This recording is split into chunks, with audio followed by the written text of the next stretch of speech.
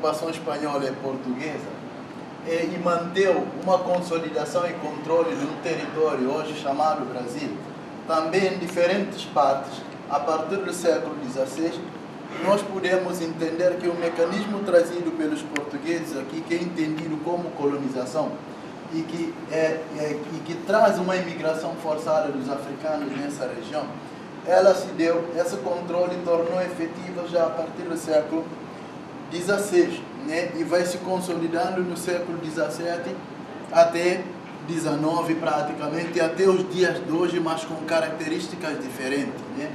Então a gente vai ver um certo monopólio e forte influência judaica no caso, no caso dessa região da costa africana, né? E para esse caso a gente vai encontrar uma forte influência também outrora jesuíta, nesse primeiro contato com os índios, né? E vamos encontrar a abolição dos índios, que foi uma estratégia portuguesa para tentar, de uma certa forma, tirar esse monopólio jesuíta nessa aproximação com os índios, né? Isso deve mesmo ao período de Pombal em Portugal, mas aí estamos a falar já do 18, né? E manteram uma forte e efetiva controle total do território.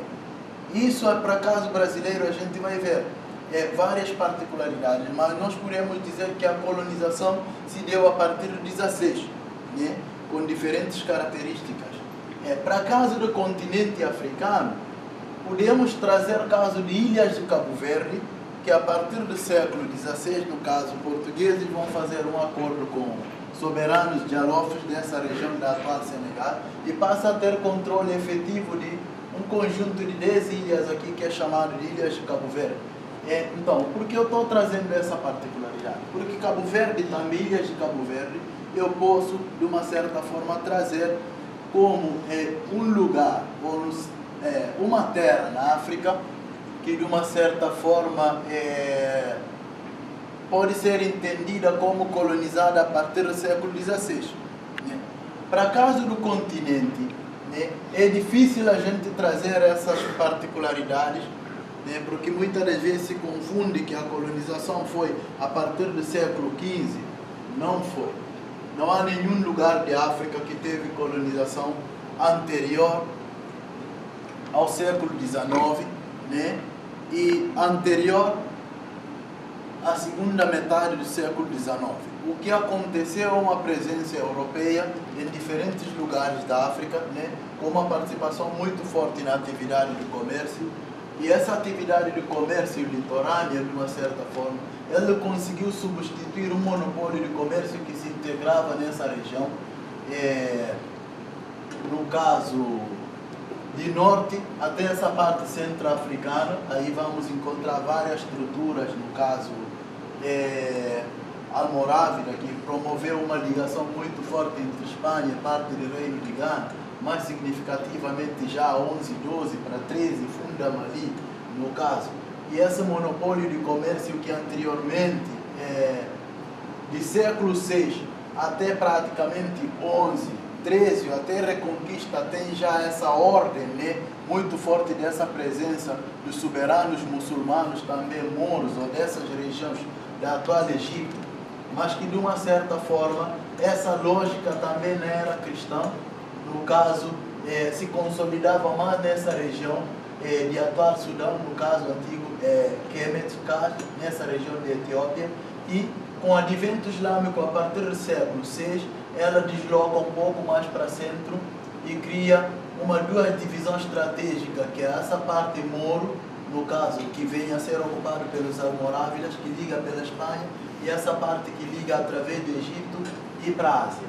Então, o que vai acontecer até a Reconquista século XIII, XIV praticamente, a gente vai encontrar um monopólio de comércio, né, que integra através dessas regiões, né, ainda que há uma consolidação entre a atual Ucrânia, no caso, e Cazaquistão, né, mas por questão do gelo, né, por questões de clima, a gente vai ver que há uma intensa ocupação mais para sul dessa região, tanto asiática e tanto europeia.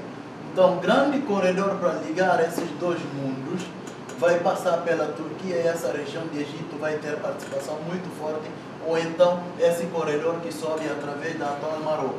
Então, o que acontece? Isso conseguiu consolidar um certo controle e monopólio de comércio nessa região. Que a partir do século XV, o que vai acontecer? Tendo portugueses primeiramente instalando nos litorais africanos, eles deslocaram esse monopólio de controle de comércio para o litoral. Emergiu novas elites litoral, mas que de uma certa forma eles vão dialogar de uma certa forma numa ordem fortemente controlada a partir das metrópoles europeias. Religião vai contribuir muito nesse aspecto também, de ligação muito forte com o comércio, aí vai consolidar alguns desejos de ocupação nesse período. Então, Portugal, outrora pegava produto, levava até Índia, Cabo de Boa Esperança. Então, o que acontece? Aí você começa a desintegrar o comércio de longa distância dos Diulas, através de cavalo, outros meios que passam pelo deserto também, e começa a promover um comércio fortemente, ou seja, intensificar, porque é um comércio que já dado, navegação, já era dado historicamente, né? E fortemente nessa região, inclusive asiática para a Índia, mas Portugal vai, de uma certa forma, reconsolidar e fortalecer, que a partir do fim de 16, 17 também, vai perder várias possessões aqui para a França, no caso, pouco para a Inglaterra nesse primeiro momento. Então, o que vai acontecer? Esse comércio marítimo vai começar a se fortalecer nesse segundo momento, a partir do século XVI, no caso, mais notavelmente. Então, dando monopólio a esses agentes. Eu diria que esse é o primeiro problema que começamos a ter para caso africano nesse aspecto. Porque agora quem está a controlar esse comércio é que a África está inserida, não são mais gente africano, né? E não são, mesmo sendo elites, ou então uma classe dominante, ele não se consolida a partir do continente africano, as influências não se dão a partir do continente africano. Então, o que a gente vai ver nesse período? Praticamente de 16 até 19, Portugal quase não teve grandes investimentos na África, né? França teve uma aproximação mais que Portugal, e Inglaterra, né? Portugal vai se dedicar mais ao comércio de homem em condição de escravo, ou que vai ser submetido ao trabalho forçado no Brasil, sem remuneração, né? Eu uso esses termos outrora, não querendo fugir do termo escravo, mas termo escravo também é muito problemático. Porque quando falamos em escravo, de uma certa forma, falamos de um passado. E por falar do passado de uma certa forma, a gente usa um termo de uma maneira muito totalitária. Que quando falamos escravo outrora, se parece que essa pessoa, muitas das vezes, nasceu escravo e morreu escravo. Isso já aconteceu com alguns que nasceram numa comunidade das famílias que foram tidos nessa condução e não tem saída. Mas o que acontece? Principalmente aqueles que saíram da África para a América, são pessoas que já tinham vivência deles, né? Que saíram de algumas guerras e que de uma certa forma já tinha a profissão deles, já tinha a vivência deles. E na chamada navio negreira que vinha muitos africanos, eles traziam várias tecnologias, no caso, que alancava a economia praticamente do Brasil durante todo esse período, até, no caso, a abolição provocada por Inglaterra, que significativamente também vai trazer pequenas indústrias precárias, agroindústria, aí que vamos ter outro sistema de mão de obra, não no sentido de qualificar, mas no sentido de substituição, né, dessa economia. Então é importante a gente entender que quem produzia a agricultura nesse período, tendo controle de terra, na América, os portugueses, caso do Brasil, então se interessava por esse africano que vai produzir. Então nem todo local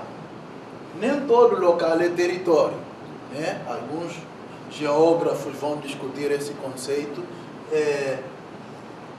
tomando o termo território como local onde poder exerce, que não necessariamente tenha gente nesse lugar.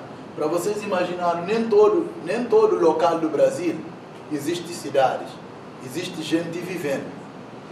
Mas esses locais são território por quê? Porque tem um poder que exerce nesses locais, mesmo não tendo gente. Então, essa é a grande questão do conceito de território. É um local que poder exerce. E lugar é um local onde tem a gente, existe vivência, existe troca da identidade nesse aspecto. Então, nem todo lugar também é território. Porque se existe um lugar onde ainda que existe troca de influências, mas essa troca de influência, ela pode se consolidar através da relação social, não através de poder. Então, esse local não podemos chamar de território, chamamos de lugar. Agora, existem territórios que é lugar também. Por exemplo, o Rio de Janeiro é um lugar e é território também, porque existe identidade, vivência, existe um controle de poder. Vocês conseguiram entender essa diferença? É muito importante, isso vai vir na prova do Enem. E se vocês falaram o que eu falei aqui, sem precisar estudar, vocês vão tirar uma nota boa. Não vai ter colonização a partir do século XV, mais notavelmente segunda metade do século XIX, até praticamente segunda metade do século XX, mas esse advento ele vai acontecer em lugares diferentes, através de processos diferentes. Mas a primeira questão é essa questão do comércio, que foi deslocado, A partir dessa deslocação, vem questão também de comércio de homem em condição de escravo. Isso empobreceu mesmo, porque tinha processos seletivos. E esses processos seletivos, ele era muitas das vezes baseado também na visão do mundo europeu. Então, a pessoa que queria, africano que viria para a América, ele pensava que, não só em termos de beleza, em termos de força de trabalho também. Por isso, no caso, em algumas instâncias, veio mais homem, para depois começar a pensar também nessa racionalidade que a mulher vai produzir. Vai chegar um momento que você não pode trazer mais homens, então você precisa de um número significativo de mulher também que vai reproduzir, porque nessa conjuntura, filho de homem tido em condição de escravo, ele também vai, força de trabalho dele vai ser apropriada. Então é importante a gente entender o porquê se deu mais nessa região. Essa região tem uma ocupação islâmica que praticamente ocupou Espanha também, e com a Reconquista você tem uma dicotomia e contradição muito forte, católica, islâmica. Então todo esse litoral africano que já no século XIII, todo esse litoral até essa região de centro-norte moçambicano, pega a Somália, Sudão, todo esse litoral norte até essa região de Senegal vai ser praticamente colonizado, tendo presença dos povos lá. Então, os portugueses praticamente esse advento a partir de 16 vai se dar mais significativamente, experimentando a aproximação nessas regiões até Cabo de Boa Esperança e um desvio para a Índia. Então, o que é importante nessa região é que o modo de produção agrícola que se dá entre esses agentes, que até então eu vinha chamar de comunitário, regulamentado pela ancestralidade, ela demanda que todos produzem agricultura, independente de outra atividade social que eles têm. E essa produção agrícola ela se dá através de um trabalho, não só para subsistência, mas uma relação também com a terra, que passa a ser uma relação também manutenção do vínculo com os ancestrais. Então, o que acontece? Torna uma solução, porque aqui se você pegar uma faixa etária de 15 anos praticamente até 70, são agentes que produzem agricultura.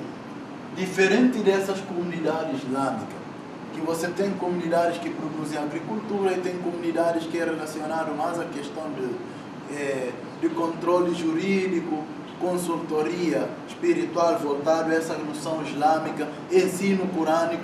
Então você encontra muitas famílias voltadas ao comércio, até por se adaptaram na região do deserto, que estão desvinculadas à produção agrícola. Então, se essas famílias foram trazidas para a América, praticamente não renderia muito. É caso dos malês, parte de Hausas e Urubás islamizados, né? Que foram de uma certa forma capturados em algumas guerras que se consolidaram nessa região de Nigéria e passam nesse corredor para o Golfo de Biafra. Teve embarcação nessa região através do Benin e vieram para o Brasil, que quando chegaram em Salvador eles começaram a propagar esses tipos de islão adaptado à cultura iorubá, no caso, e eles não produziam agricultura, e teve forte participação também das mulheres nesse grupo, e eles vão produzir uma revolução. Essa revolução não se deu no sentido, desculpa o termo revolução, o conceito de revolução também é um conceito que tem que ser discutido com muito cuidado, mas eu vou chamar de revolta, né? Eles vão produzir uma revolta. Essa revolta não tinha nada a ver com liberdade, não. Era uma revolta também que eles queriam se consolidar como senhores para mandar até nos portugueses, porque eles já se consolidavam uma relação de uma sociedade também estratificada, né? É muito importante a gente entender. Eu fiz essa abordagem muito rápido só para poder contextualizar e mostrar um pouco para vocês como se dá essa conjuntura. Então, a continuidade que eu vou dar hoje na nossa aula, a gente está falando sobre a estrutura social ou comunidades matriarcal e matrilinear. O que é matriarcal? Matriarcal são comunidades onde as mulheres têm uma forte influência, né, na regulamentação social, cultural, político. Eu não vou dizer poder. Poder também é muito problemático. Outrora, a depender do lugar que a gente está usando esse termo, é muito problemático chegar e dizer que existe um certo poder. Porque quem exerce esse poder de uma certa forma, ele precisa de um elemento. Ou ele tem dinheiro, ou ele tem segredo do povo, de uma certa forma, ou ele tem aliança com outra pessoa que tem força que o povo tem medo. Então é isso que consolida a chamada poder dessa pessoa. Mas como essa pessoa, por exemplo, que tem poder, ele também não é independente, ele tem outras relações. Então nós não podemos entender esse poder como uma coisa acabada, que foi vencida pelas mulheres e passa a regulamentar esse sistema de influência e mandato. Ou pode ser uma questão da linhagem. Quando eu falo da linhagem, estou a falar de um conceito que também problemático, tradição, né? Da linhagem já de tradição que vem através de uma repetição histórica. Ou então essa influência ela pode se dar através de uma emergente acidente na relação social e que passa a produzir novos efeitos, né? E quando falamos de matrilinear, a gente não necessariamente também estamos a falar da influência exatamente, mas estamos a falar de sucessão, como se dá a sucessão das heranças, por exemplo. Comunidades onde não é mais o primeiro filho macho que vai herdar o pai, mas sim o sobrinho que vai herdar o pai, ou a sobrinha, irmão, filho da irmã da pessoa a ser herdado. Então, no caso, sucessão patrilinear requer que tudo que eu tenho, sendo poder, meus bens, vai ser herdado para o meu filho, né? Para o meu filho. Agora, há casos também que pode não ser primeiro filho e pode ser último filho, mas tem que ser filho, para caso patrilinear. Para matrilinear, no caso, o meu filho não poderia me herdar. Quem poderia me herdar é o meu sobrinho ou minha sobrinha, mas tem que ser filho da minha irmã da mesma mãe, não da irmã do mesmo pai. Vocês têm dúvida? Posso repetir. Digamos que o meu pai teve duas esposas em tempo diferente ou ao mesmo tempo. Essas duas esposas, eu nasci com o meu irmão de uma esposa e tenho outros irmãos do pai que é de outra esposa do meu pai, de uma certa forma. Então, tudo que eu tenho de riqueza, de influência, ela vai ser herdada não para o meu filho, mas para o filho de uma das minhas irmãs. Só que tem que ser a irmã que tem a mesma mãe comigo, não a irmã que é filho do meu pai com outra mulher. Isso garantiria o quê? Uma proposta de você conseguir manter linhagem pelo vínculo, no caso do sangue. O porquê? Porque se eu e a minha irmã de mãe, nós viemos da mesma mulher, é porque não tem dúvida que temos a mesma sangue, essa mulher. Então o que acontece? Se eu tiver filhos, praticamente, e esses filhos, muitas vezes, que eu tenho com outra mulher, como esses filhos não vão sair da minha barriga, então nunca se sabe se essa mulher engravidou com outro homem. Agora, o filho que vai sair da barriga da minha irmã, é claramente que tem o mesmo sangue com a minha irmã, que tem sangue da minha mãe, que tem o mesmo sangue comigo. Então, por isso, nessas comunidades matrilineares, de uma certa forma, quem herda não é o filho biológico do homem, mas sim filho ou filha da irmã, da mesma mãe dele. Agora, você pode dizer, para caso da minha irmã, então, quem vai herdar? Aí sim, da minha irmã, filho dele pode herdar, ou, no caso, filho dela pode herdar, ou filha dela pode herdar, porque aí consegue manter esse vínculo matrilinear e sangue. Não sei se vocês perceberam. A forma de você garantir sangue de rei seguramente é dar sucessão ao filho da irmã da mesma mãe com o rei. O Oriente Árabe requer que o filho de rei que tem que herdar. Tem dúvida nisso? Requer que filho de rei que tem que herdar. Só que o que acontece? Eu vou falar ainda dessa cultura islâmica, né? Idade média europeia. Esse homem é rei, quando morre o filho dele vai ter que herdar o poder dele. Só que o que acontece? Se a esposa dele engravidar com outro homem, esse filho não vai ser filho biológico dele. Existe essa possibilidade. E ela engravidar com a amante, muitas das vezes, dizer que é um filho prematuro, e vai herdar, esse filho não vai ser sangue do rei. Vocês estão entendendo? Então o que eu quero mostrar para vocês, que ainda que sucessão patrilinear, ele reivindica que é por questão do viés de sangue, ele dar continuidade no sangue do filho biológico, ele não é seguro. Não é seguro. Sucessão matrilinear requer o quê? Esse homem rei casa com duas mulheres, mas se ele for herdado pelo filho ou filha aqui, cai na mesma forma. Porque dessas duas mulheres também, os filhos e as filhas que vão herdar, no caso, podem não ser filhos biológicos dele. Então, o que esse homem faz? Como ele, as duas irmãs aqui,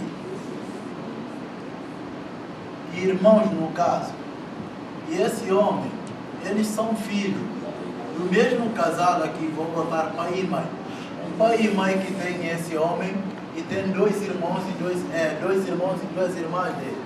Então esse homem que vai tornar rei, em vez de ele indicar filho ou filho dela para herdar, no caso da dúvida, se pode ser filho da amante da esposa ou não, o que ele vai fazer? Ele vai pegar filho da irmã para herdar. Porque ele e a irmã saíram da mesma mãe.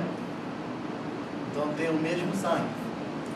Então não tem dúvida, filho da minha irmã, que saiu da mesma barriga comigo, não ter o mesmo sangue comigo. Então o que eu quero mostrar para você, sucessão matrilinear é mais seguro se manter linhagem de sangue do que própria sucessão patrilinear, que também justifica que é pela linhagem de sangue. Então, o que a gente vai ver nesse processo, nós não estamos mais a discutir, talvez, questão de sucessão de sangue, estamos a discutir dominação masculina.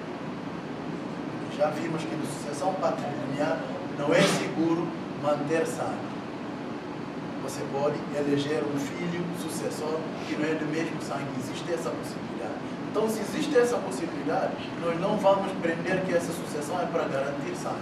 Vamos começar a falar de dominação masculina também, que é outra questão. Agora, quando eu trago essa abordagem, eu não estou querendo colocar a mulher na posição de aquele que vai ficar com a amante, né, não ser fiel ao marido, até porque se pegarmos estatística de traição, é uma relação de 200 homens para 2 mulheres, não sei, é para 2 mulheres. Então, nas nossas sociedades, outrora, no caso, homens são mais atribuídos à traição, no caso, estou mentindo. Agora, quando falamos de matrilinear, é onde uma mulher tem uma certa influência. Mas o que a gente precisa ver também, né? Como essas influências, como falei, poder não está dado, não está acabado, praticamente. Então, o que a gente vai encontrar, tentar procurar elementos que operam no consolidação, né? Ou que operam nessa tentativa e reforço e reprodução desse poder patrilinear ou matrilinear a ser discutido. Há sociedades, e quando falo da linhagem, é muito importante dedicar nessa discussão. Quando falo da linhagem, eu estou trazendo uma abordagem muitas das vezes associada a um conceito também que falei que é problemático, que é tradição. Que é uma coisa que no meu povo, ou uma coisa que na nossa sociedade, ele já consolidou há milhões de anos, ou há muito tempo. Então chegou um momento que não importa se é bom ou se é mau, a gente reproduz como uma maneira de vangloriar, de manifestar um respeito pelos nossos antepassados, ou por sermos identificados, né, por esses elementos e comportamentos passam a ser elementos que identificam o nosso povo, onde a gente se afirma que se esse comportamento acabar de repente, a gente fica não num vazio, mas numa perda de referência, sem saber por onde ir e por onde se encaixar. Então, o que acontece? Linhagem é isso. Quando falo uma influência matriarcal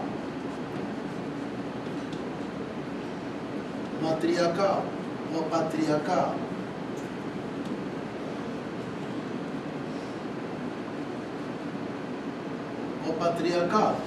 de linhagem, isso requer que esse povo, desde a história deles ao longo do tempo, e as mulheres que têm uma certa influência que mandam, ou patriarcal, os homens que têm uma certa influência que mandam. Agora, nós precisamos saber também que elemento histórico produziu esse comportamento cultural que esse povo tem de herança hoje. É importante a gente ver. Mas tudo que se entende é que esse povo é assim. É dominantemente dessa forma, e qualquer um que tentar mudar isso vai ter problema. Ou vai levar milhões de anos também para conseguir mudar.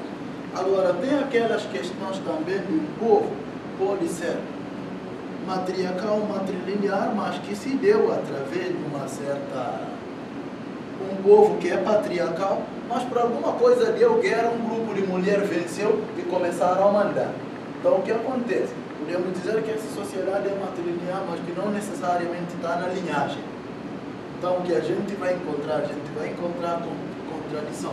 Da mesma maneira que a gente encontra contradição na anomia de alguns agentes sociais que tendem a reivindicar contra o comportamento da linhagem, podemos também verificar essa tradição que passa a entrar em contradição com essas mulheres, por exemplo, que de repente venceram, querem resolver o mandato.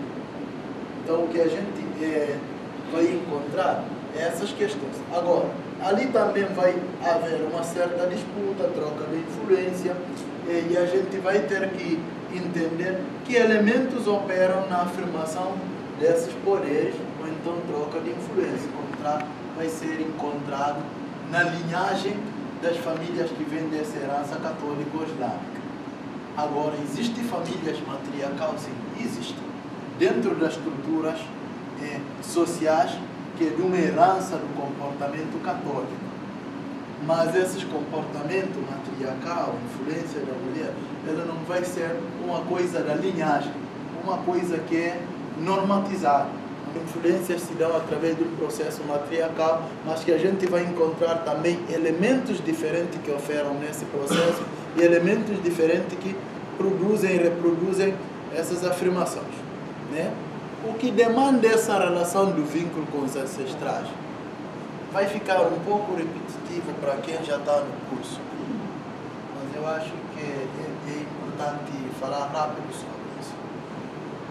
os povos que demandam uma relação com os ancestrais, de uma certa forma, eles vão vangloriar, né?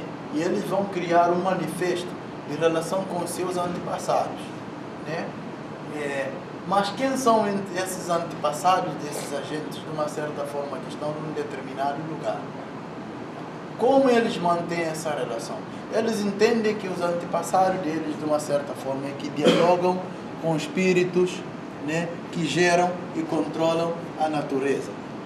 Alguns acreditam que desses espíritos, por exemplo, que controla o mar, que controla a terra, de uma certa forma, que controla a floresta, né? Aí estamos a falar dos espíritos que controlam determinados elementos materiais. Agora, tem espíritos que não controlam elementos materiais, mas que de uma certa forma são espíritos que controlam o momento da guerra, que tem que ser consultado, por exemplo, no momento da guerra, né? Ou que pode ser consultado no momento do casamento, que pode ser consultado em várias outras atividades. Então, ao longo do tempo, esses ancestrais eles vão tornar a figura, de uma certa forma, de determinados espíritos, né? Que, por acaso, por exemplo, em Yorubá, surge um termo, por exemplo, orixá, né? E por acaso dos balantas vai surgir o termo ngala, por exemplo. Mas o que a gente vai verificar, esses pessoal também, eles acreditam que esses seus antepassados são primeiros que ocuparam a terra. Que quando eles ocuparam a terra, eles vão fazer um pacto com esses espíritos, né, de terra, do mar ou então de floresta. Então, qualquer coisa que pessoas dessas comunidades querem fazer, eles têm que recorrer a uns agentes chamados, tem vários nomes, né? Mas esses agentes são agentes incorporadores, que incorporam esses espíritos, né? Eles têm que recorrer a esses agentes para poder conversar com os ancestrais deles, para ver se de ancestrais deles tem permissão para poder fazer alguma coisa nessa terra, no mar ou na floresta. Então, o que acontece? Ali nesse aspecto, terra passa a tornar um elemento muito importante que liga esse povo com seus ancestrais. Mar passa a tornar um elemento muito primordial e floresta também. Então, o que acontece? Nem todo mundo pode entrar no mato, nem todo mundo pode chegar no mar para pescar, né? E nem todo mundo, de uma certa forma, pode trabalhar terra. Existem iniciações que se faz para você poder, né, atuar e chegar nessas regiões. Tanto pela faixa etária, em alguns casos existe questão também do homem e da mulher, mas isso na linhagem se deu como?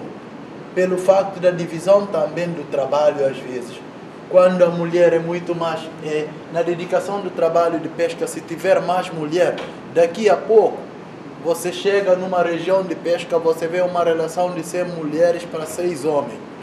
Então, socialmente se reproduzindo, eles vão começar a considerar que não, então mar é lugar de mulher, é mulher que tem influência no mar. Há uma certa geração, eles já não vão mais para o mar, os homens, sem permissão das mulheres, né? Então, a gente vai encontrar essa questão que a gente vai ver para casa dos bijagós. Eu quero mostrar certos hábitos culturais que a um determinado tempo ele vai se consolidar, ele vai se tornar uma coisa quase que estática, né, a ser reproduzida, mas que é consequência histórica de um determinado comportamento cultural. É importante a gente entender esses processos. Então, ali o que vai acontecer? Essas pessoas, por exemplo, para eu explorar mato, eu preciso ser iniciado para entrar ali. Mas antes de explorar mato também, na minha família, as pessoas iniciadas têm que recorrer a esses agentes que incorporam para dialogar com os ancestrais, que passam a dialogar com esses espíritos que controlam floresta, para saber se realmente eu posso entrar na floresta para explorar. Isso também dá com mar, isso também dá com terra agrícola. Então, aí o que vai acontecer? Se a gente não trabalhar terra, se a gente não relacionar com terra, a gente passa a perder vínculo de relação com os nossos ancestrais, né, que relacionam com o espírito, que tem controle de terra. Agora, nesses povos, eles encontram na agricultura uma forma de trabalhar terra e de manter esse vínculo com os ancestrais. Por isso, nesse povo, todos numa certa faixa etária, adolescente no caso, começam a trabalhar terra. Se você é muito pequeno ainda, vai na cultura para expulsar pássaros e pragas que podem danificar a cultura, mas quando você chega a uma certa faixa etária iniciada, você já pode trabalhar terra e praticar essa produção. Agora, essa iniciação tem faixas diferentes. Tem iniciação que te demanda a fazer certo trabalho social, tem iniciação que te demanda a poder reproduzir já. Aí você vai juntar, né? Você vai juntar com uma mulher vão juntar com um homem, né? Com o objetivo de reprodução. Aí é problemático também chamar isso de casamento, porque é outra coisa. O objetivo ali é reprodução, mas esses dois agentes que vão reproduzir também, eles vão ser iniciados para isso. Mas quando eles são iniciados para isso, eles são dados permissão, mas eles são reconhecidos também como os agentes de produção econômico, não só econômico, e capaz também de ter uma gestão social, né? Essas sociedades, eles tendem na linhagem a impedir relação sexual antes do casamento, mas não é que não acontece. O porquê? Porque a maneira de gestão deles, se você engravidar antes dessa junção, isso requer que você não está numa faixa etária qualificada para educar criança, para cuidar de criança. Isso começa a criar problemas que aqui também se discute, questão do planejamento familiar, tem que ter renda ainda, tem que ter faculdade, tem que ter o que é para ter filho. Lá também existe de outra maneira nessas sociedades. E essas sociedades tendem a tornar as coisas mais táticas possível, porque uma já está quase estruturada, né? Então, o que acontece? O objetivo que vai juntar esse homem e essa mulher é reprodução. Por isso, em muitos casos, até das comunidades que vêm a aderir ao Islã, se você juntar esse homem e essa mulher, que no vosso caso aqui chamam de casamento, se tiver 6 meses, 8 meses, a mulher não engravidar, já começa a questionar. O que eu quero mostrar para vocês é que a junção desse homem e dessa mulher, o principal objetivo é a reprodução. E junção deles é social. Se chamamos de casamento, já começamos a cometer erro. Mas digamos que vamos pensar assim para aproximar. Teria que ser um casamento social também, não individual. Por isso tem lugares que, por exemplo, é problemático, é solução, há que se discutir, né? Não há nada que é completamente bom e não há nada que é completamente mau. Tem que ser discutido, né? Aí o que a gente vai ver no caso de alguns casamentos, até de algumas comunidades, eu vou provocar a professora Tânia a falar sobre isso, comunidade islâmica, que a gente vai encontrar. Por exemplo, chega momentos que você, na realidade, não só comunidade islâmica, também tanto da ancestralidade, que você não escolhe mulher ou então nem escolhe homem. É dar. É dar. Ali não importa os sofrimentos que vão se produzir, você tem que manter nesse vínculo, porque é um vínculo dado socialmente. É como se você está casando pela sociedade, você não está casando por você mesmo. Isso é problemático? É. Mas como isso então pode ser problemático? Se eu sou dessa sociedade já alienado a entender isso como o melhor para a minha sociedade, eu nem me sinto esse sofrimento. Aliás, eu até brigaria com a pessoa que chegar para mim e dizer, não, mas você é livre. Entendeu? Então, é importante a gente entender. Você que está no Brasil, que tem seus direitos de escolher quem você quiser, às vezes eles fariam também o mesmo.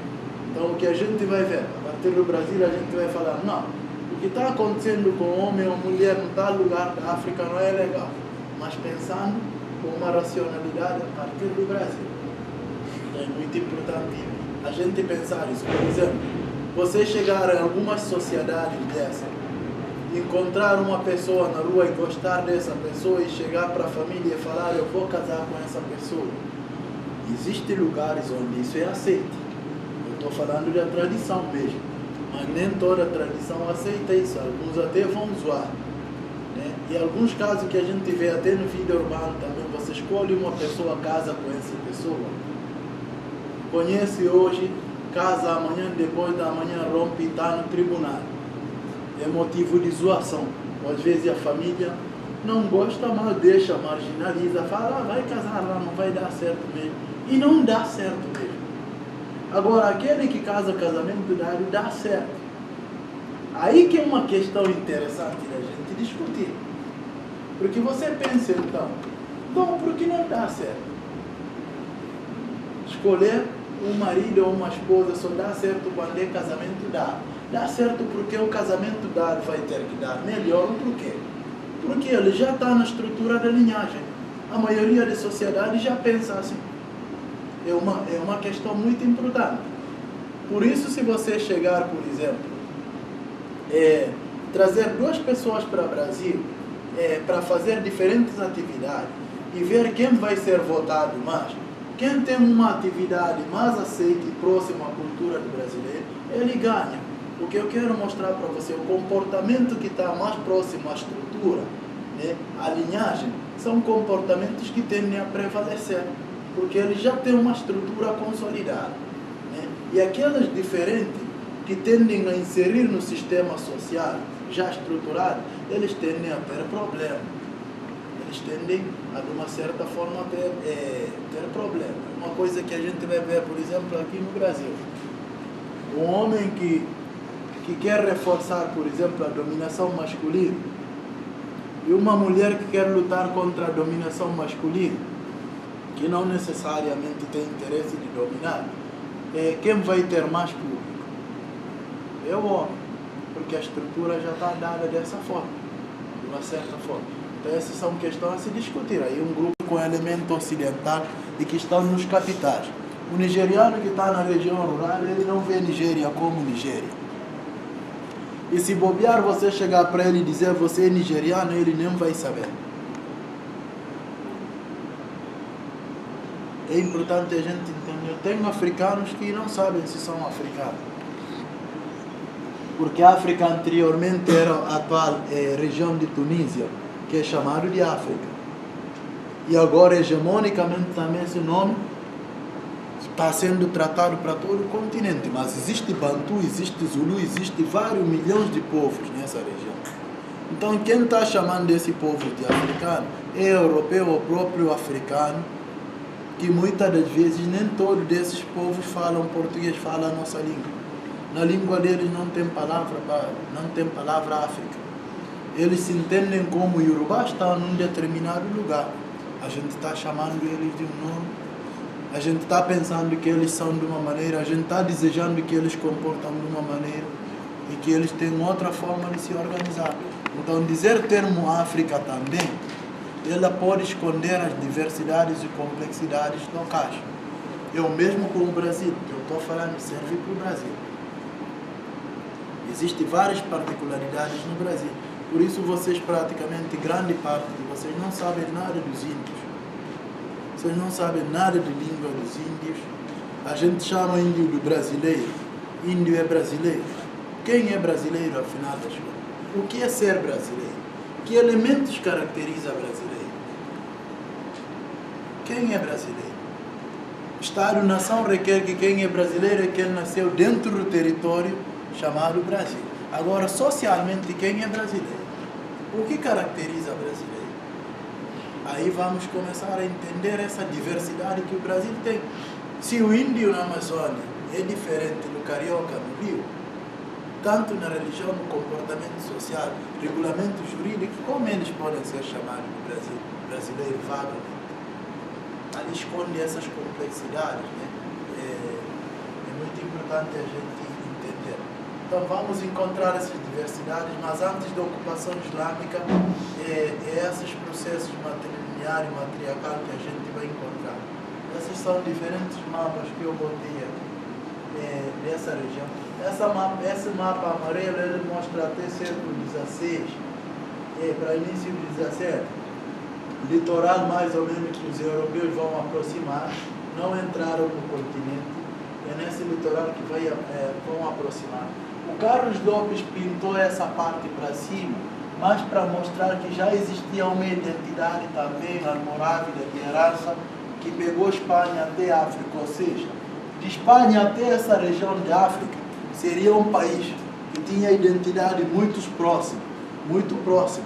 Dessa Europa e África também, que se divide hoje radicalmente, também é problemático. Porque inclusive Grécia também pegou tanto parte da atual Europa e tanto parte do norte da África. Então é importante a gente ver na história que a gente reivindica hoje, como é dividido, é apropriado. É importante a gente pensar. Essa é a região de Seregambio, né? Mais para o litoral, parte do sul que é o Ankara, onde encontra os povos. Esse eu já falei, eu vou ter que passar, senão não vai dar tempo. Que horas são? 11 horas. Então, falamos sobre as estruturas familiares, que é muito estruturado o trabalho agrícola, que eu informei o porquê. As políticas vertical e horizontal, sem agravo, sem me discutem. As estruturas políticas horizontais são tomadas de decisão através dos conselhos coletivos, por exemplo. Vertical são aqueles que têm chefe, alguém que manda. Mas não quer dizer que esse poder também está totalmente consolidado. Ele precisa arrumar instrumentos para poder consolidar esse poder. Ou com arma, ou instrumentos de lei, ou alienação, né? Tem vários fatores. Ali vamos encontrar vários regimes também que a gente já discutiu. Regime com ausência de Estado. Quando falo ausência de Estado, não tem um determinado grupo que vai chegar e mandar ou demandar um comportamento social, mas vai ter conselhos representados pelas famílias e por diferentes comunidades, né? No caso, regime dos regulados. Regulado é um termo que se funda alguns agentes sociais, no caso, ou lideranças que regulamentam o interesse do povo deles em relação com outros povos. E eles passam, de uma certa forma, a ter uma certa influência. Regime matriarcal que falamos, que no caso exclusivo dos bijavós para essa região, e sobre o regime tributário, quer dizer, já tem uma ordem, uma lógica diferente com o caso matriarcal, mas tributário já nos traz menos questões econômicas, mas são regimes dos povos nessa região que mais se estratificaram e que cobrava tributo noutros povos, né? Esses povos, ou então é um povo que tem uma comunidade que regulamenta poder consultoria espiritual, né? E toda a ordem de escolarização também, né? De construção das subjetividades, quem é homem bom, qual é o modelo de homem bom, qual é o modelo de uma mulher boa, como uma mulher boa tem que comportar socialmente, né? Como um homem bom tem que comportar socialmente, o que você tem que fazer para ter uma renda, né? Agentes que regulamentam, que determinam isso de uma certa forma, são sociedades estratificadas que têm esses agentes como Estado, né? E passa a ter parte da população desse grupo que vai ter que cumprir no caso. Então, desses grupos, eles tinham alguns elites, ou cobrava tributo, que você dava tributo porque ele é homem de Deus, né?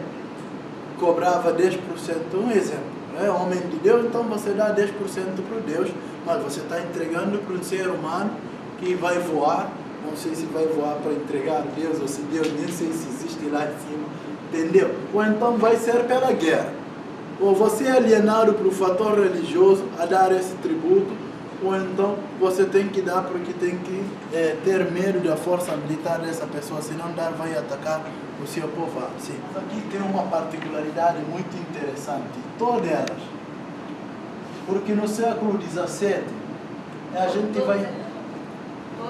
Sim.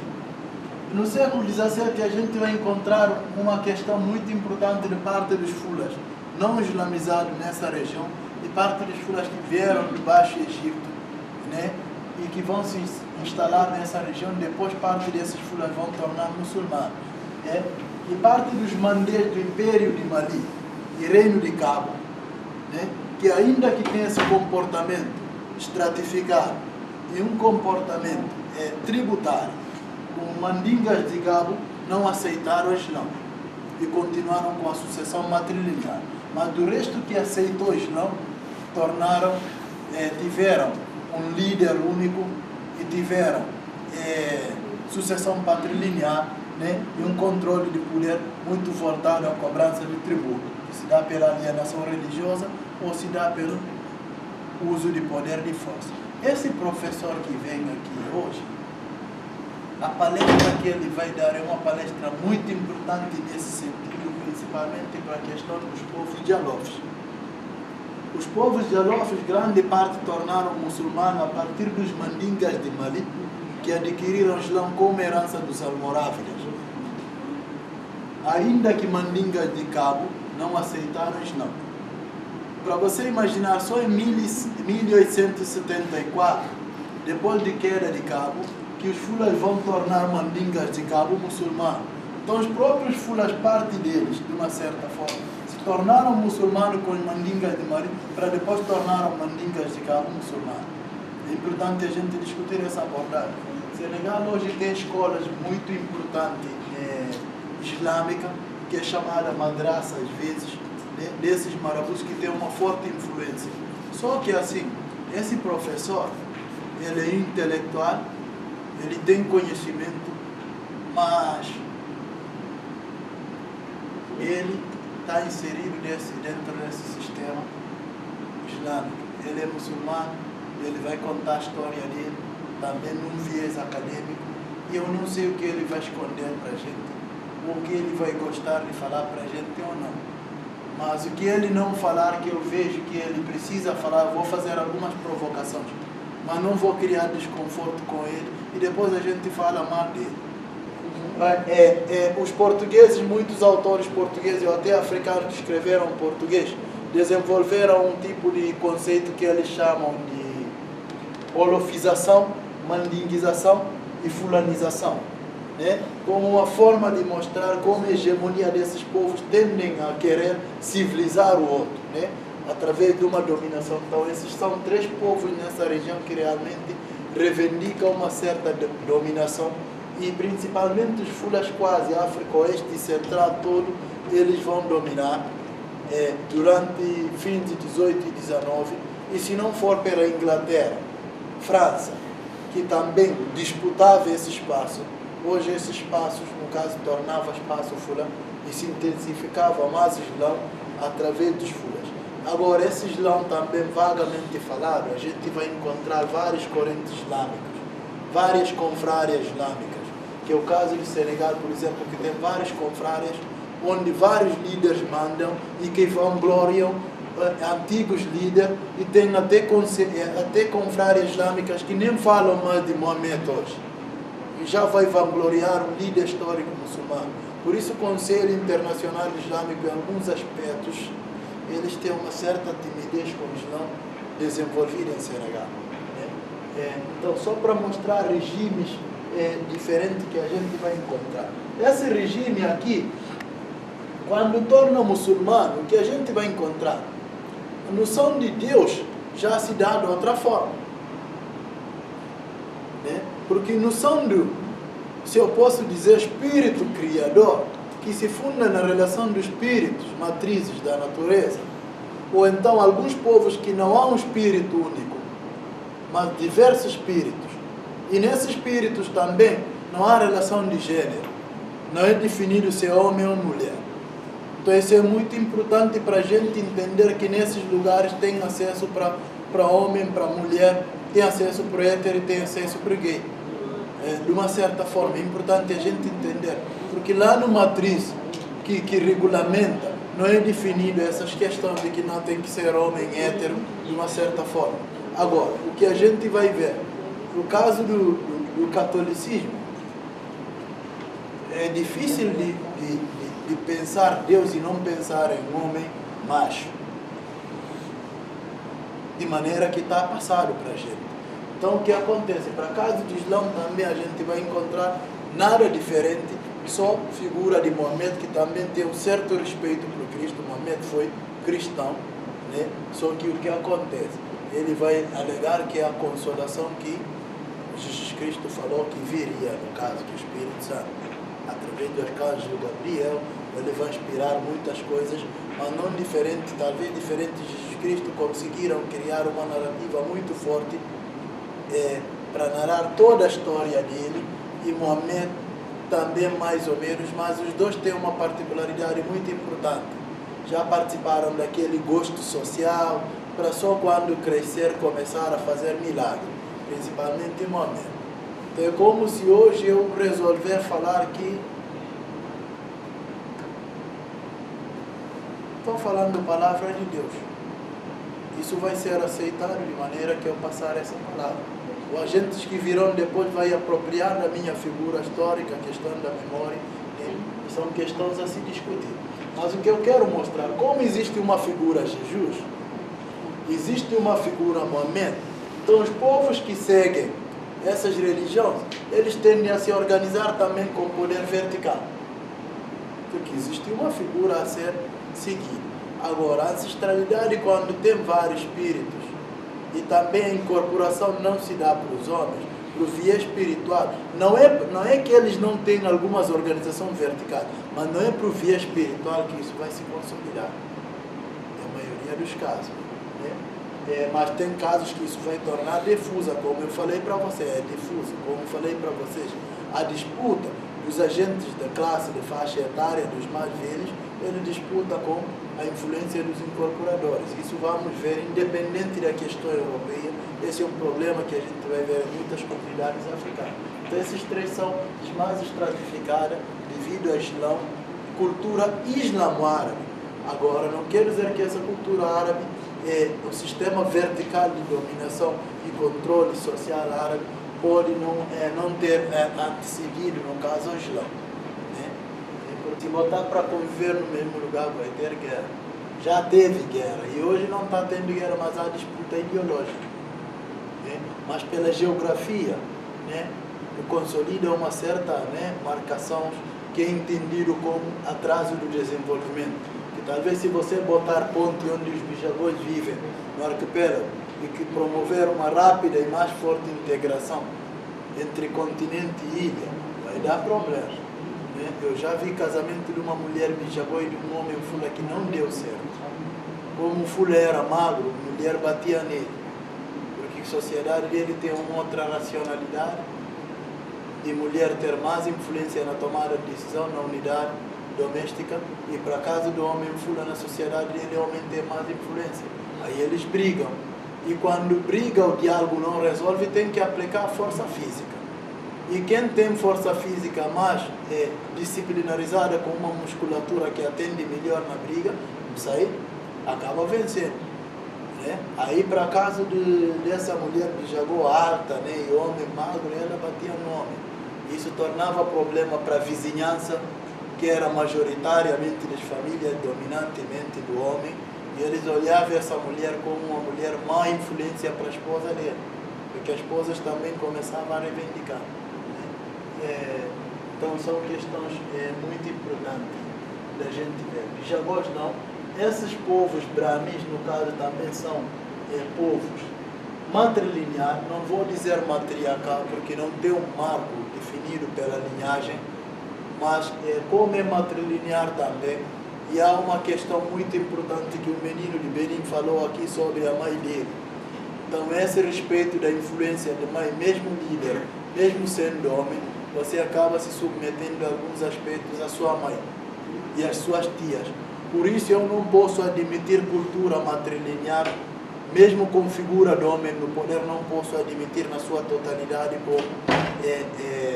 como uma estrutura patriarcal. Porque esse homem sofre influência da mãe, sofre influência das tias. Então a estrutura matrilinear realmente, que não é marcado matriarcal em termos da incorporação, resta a gente analisar com cuidado. Não posso chegar e dizer que esse homem que está ali na figura de poder tem total influência ou não está influenciado pelo coletivo das mulheres. constituído pelas tias e a própria mãe. É importante a gente entender isso. Então é nessas estruturas que muitas das vezes surgem regulados esses homens também reconhecidos outrora como porta-vozes de poder, de influência, outrora difícil de negociar porque eles não tinham uma conclusão, porque não têm total poder, né? E eles tornam esses agentes que fazem essa troca de influência no caso. E esses já têm um primeiro regime com ausência do Estado, esses são o conselho realmente que mais dificultou o europeu. Porque se você conversar com uma pessoa e te prometer uma coisa, ele não consegue dar. E até hoje, por exemplo, em Guiné, caso dos Abalantas, aqueles mais de tradição mesmo, para chegar a uma tomada de decisão, por uma coisa que eu não vou chamar de pequena, leva muito tempo. Por exemplo, para aceitar se uma garrafa Coca-Cola pode chegar na comunidade deles ou não, essa é uma discussão que, se bobear, chega a um ano. Há quem entende que tomada de decisão vertical resolve as coisas mais rápido, mas não leva em conta a satisfação de todo mundo. Agora, horizontal pode ser burocrático? Pode, mas talvez inclui a maioria, né? E essa garrafa de Coca-Cola, quando entra nessa comunidade, talvez ela pode substituir todo tipo de bebida que eles têm e leve a economia deles à falência. Então, são decisões que não podemos chamar de pequenas. Então, essas tomadas de decisão, ela vai variar. No caso dos Balantas também vamos encontrar algumas questões importantes sobre essa questão de iniciação, né? Os Balantas também, porque eles o que determinam o homem mais velho é fanário, que é dado hegemonicamente pelos mandingas, que algumas sociedades depois introduziram excisão e circuncisão, que a gente vai falar. No caso, circuncisão corta pipi do... Pipi é nome que a gente chama para criança, o nome mais familiar, nem menos assim. Corta a parte de... Não é pipi que corta, mas corta uma parte. Você entendeu o que eu quero dizer? Eles são simplesmente hoje dados como tradição judaica, não, né? Há historicamente questões que atribui ao próprio Moisés, que inclusive também vai reforçar essa questão de Torá, de 10 mandamentos, né? Há atribuições também do Abraão, né?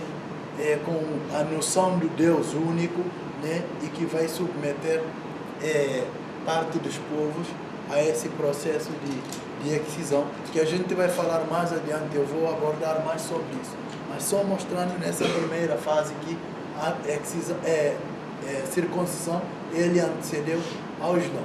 Agora, excisão, ele vai começar com os não, né? Que opera também nas meninas, né? Ela vai acontecer com os não. Durante a década de 90 toda para início de 2000, foi uma década de guerra mesmo contra essas práticas, principalmente a excisão. Mas essa guerra também não era para o bem-estar da mulher, não, por exemplo. Era como uma forma de controlar a população islâmica, porque se não tiver excisão, essa mulher não casa, e se regulamento de moralidade social requer que não tenha relações sexuais antes do casamento, você diminui o número de gravidez e diminui a natalidade e consegue controlar a população islâmica. Então, isso foi o objetivo das Nações Unidas, né? Estados Unidos, através da... A gente vai encontrar... Silva vai trabalhar no caso, Mota da Silva, Teixeira Mota, ele vai fazer essas classificações, mas como falei anteriormente, é complicado atribuir termo marido e atribuir termo esposa. Por exemplo, entre os bijagós, quando vocês são unidos, só tem um nome. Não existe marido e esposa. Você acorda e chama o seu marido de Tindó e ele te chama de Tindó também. Então é como se esposa e marido têm só um único nome, né? Aí o que acontece? Então, quando você fala marido e esposa, é problemático. Por quê? Porque naquela cultura, o que uniu aqueles dois corpos é diferente do que une os dois corpos na cultura diferente. Então, dizer marido e esposa é complicado. Se você vê o objetivo do casamento no Brasil, por exemplo, é o quê? Não necessariamente os casais vão ter filhos. Eles casam por outros objetivos. E essas culturas, tem culturas que as pessoas só se juntam nesse aspecto com o principal fator, reprodução. Agora, esses fatores não tem como pessoas que vivem junto não ter por filho. Não tem como pessoas que vivem junto não se amarem. Entendeu? Professor. É com a aproximação na relação que a gente produz amor, sentimento, guerra, né? É nessas relações. Ela achou muito estranho. Assim, quando a gente está falando de família, estamos falando de matricidade, a relação de herança, né? Quando se fala de Estado, quer dizer, a ausência de Estado, você está falando de grupos sociais, quer dizer, de alguns segmentos que, de alguma maneira, essa questão da partilha, né? Digamos, aqui na América, aqui, comunidades tribais, quer dizer, não tinha aquela visão de excedente de produção. Você tem a caça, você compõe aquele núcleo familiar, mas, digamos assim, essa questão de cobrança de tributos, quer dizer, teria uma relação mais primitiva. Sim, e com a ausência dessa hierarquia patriarcal do Islã, ou de um líder, né, ou de um Deus que tentam passar para a gente. Eu queria que você falasse um pouquinho mais desse primitivo aí. Na realidade, eu teria problema sério se eu usar o termo primitivo também, até termo, no caso, tribal. Mas digamos que eu vou usar o termo comunidade. Essas comunidades, como falei, praticam agricultura, os agentes sociais ali praticam agricultura, então já garante alimentação. Mas eles também têm um intercâmbio de troca de produtos. Só que essa troca de produto, como a produção deles é vista também como uma oferenda aos ancestrais, o que eles produzem, então, quando eles trocam, fazem esse intercâmbio de troca, né, eles trocam com uma dependência de diferença de culturas, não só pela quantidade. Não é pela quantidade, é mais pela diferença que acaba complementando. Agora, ali não há uma cobrança de tributo de uns agentes sociais que vai cobrar produto a outros agentes sociais. É importante a gente entender. E não há uma categoria social que não produz agricultura e vive do que é produzido por outro. Isso a gente só vai encontrar no que eu chamei de modelo de produção tributário, também que Samir Amin vai chamar de tributário pré-capitalista, né? Onde você cobra tributo, mas não necessariamente, por exemplo, você ocupa a terra da pessoa. Agora, se eu estou cobrando 20 quilos de milhos, você tem que se organizar socialmente a produzir e atender esses 20 quilos de milhos na sua terra. Só que o que acontece? Quando desse 20 quilos de milho eu começo a trocar com outro país e eu preciso de mais milho, eu vou ter que te pressionar a pagar mais. É o mesmo que o pastor faz, ou é o mesmo que esse chefe religioso vai fazer para a casa islâmica. Ele vai falar, olha só, vocês não estão sendo mais fiel a Deus, vocês estão pouco motivados a nível de fiel, tem que dar mais oferenda a Deus. Então, você vai aumentar a sua produção para pagar mais tributo. Mas quando esse pagamento de tributo não dá por um fator da alienação vinculado a questões religiosas, ele vai te dar através de pilhagem. Então aí mesmo eu vou fazer guerra. Eu vou ocupar a sua aldeia se você não pagar. Quando eu chegar eu preciso trazer a quantidade que eu quero. Mas como eu não pratico agricultura, eu não preciso de terra. Você que precisa produzir, eu preciso do excedente que você produz. Então eu não tenho total controle de como você se organiza para produzir o que você vai me entregar. Eu não tenho ocupação da sua terra. Agora, você vai desmatar mais, você vai aumentar, você até briga com outro povo para ocupar mais terra para poder produzir e demandar o que vai me entregar. Isso pode acreditar, quando é para o fator alienativo, religioso, é muito mais forte do que quando é para a guerra. Agora, se você pegar algumas características do que eu costumo chamar de sistemas capitalistas precários, que se deram praticamente de 15 até 19, né, que vem com uma herança de feudalismo europeia, vinculado à questão de igreja, apropriação de terra, junto com essa apropriação de excedente, a gente vai ver que durante colonizações e presença europeia de 15, dentro dessa conjuntura, já é diferente do modelo chamado tributário pré-capitalista, porque essa demanda que eu vou apropriar de terra, eu vou criar modelo jurídico que vai determinar como a gente nessa terra vai comportar. E eu é que vou organizar modelo de trabalho dele que vai atender a excedente que eu pretendo. Não só cobrar tributo. Então esses são pequenos elementos e características que diferenciam essa etapa de modelo tributário pré-capitalista para o modelo capitalista precário também, que com avanços tecnológicos da técnica e da informação, que Milton Santos vai discutir muito, nessa nova conjuntura chamada de globalização a partir de 20, vai ter de diferente com esse modelo capitalista precário, né, que foi experimentado a partir de 15 a 20.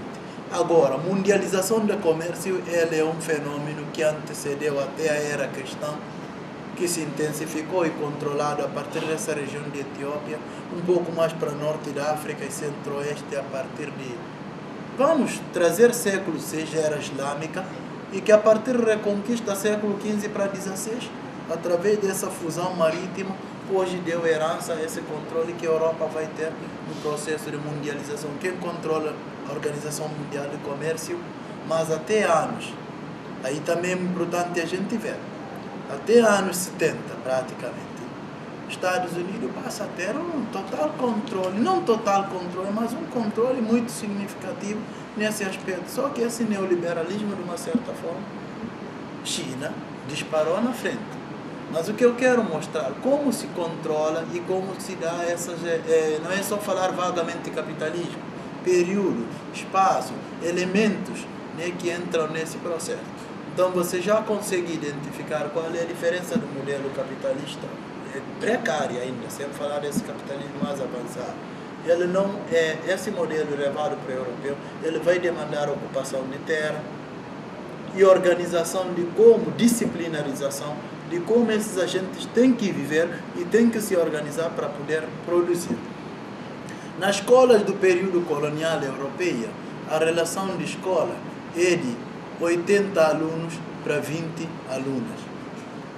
Vimos até casos de 90 alunos para 10 alunas. O porquê? Porque não era a escola também para sentar no banco do senhor. Era para ter o mínimo, para poder falar sim, senhor, o mínimo. Então você vai disciplinarizar quem? Aquele que você entende que tem corpo e tem racionalidade mais propício para atender aos seus interesses. Como é uma sociedade dominantemente masculina, ele entende também que o homem pensa melhor que mulher na África. E ele entende que o homem é mais forte que mulher na África. É o corpo do homem que eu preciso para o trabalho. Tem o homem que eu vou dar essa primeira etapa de disciplinarização para poder atender ao capital. Eu vou ocupar a terra, vou botar a escola, que não é diferente do Islã também. Para você conseguir alienar um povo a pagar tributo, você é obrigado a inserir no sistema corânico, escolas corânicas, até universitárias, né, onde a pessoa vai inserir dentro dessa lógica, com certa visão de mundo e dominação também. São etapas diferentes. Agora, a ancestralidade também pode entrar como um elemento também disciplinarizador, né, que aliena o seu povo de uma certa maneira, onde os incorporadores passam a ter uma certa influência. Só que a questão é que os incorporadores eles não vão ter influência na questão de excedente agrícola. Vão ter, mas essa influência não se dá da mesma forma com outras etapas. O porquê? Porque eles também continuam a vida agrícola, né? Quando você fala em classe social, que é muito discutido por marxistas, ele é muito levado a uma abordagem econômica. Ele é levado a abordagem econômica. As classes sociais que vão ser definidas em função das questões econômicas, da produção econômica.